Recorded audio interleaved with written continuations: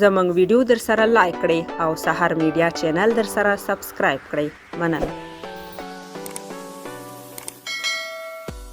دا چې تېره ورځ بګ بیش لیګ کې د راشد خان لوبډلې اډلایډ سټرایکر د سیډني تانتر لوبډلې په وړاندې لوبه وبایلله، نو د راشد خان لوبډله د بګ بیش لیګ د ټورنمنټ څخه بهر شوه.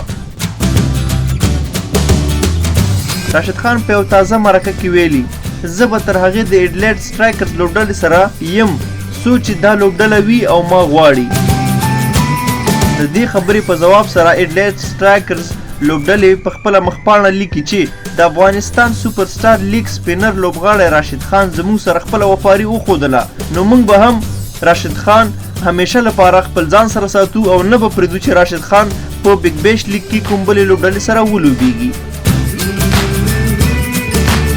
بل خوا د راشد خان او د اډلایډز لوبډلې مینوال ویریږي چې هسې نه راشد خان د اډلایډ سټرایکر څخه جلا شي، ځکه چې د ملبورن سټارز لوبډله هم کوشش کوي چې راشد خان د راتلونکي کال لپاره د ځان کړي.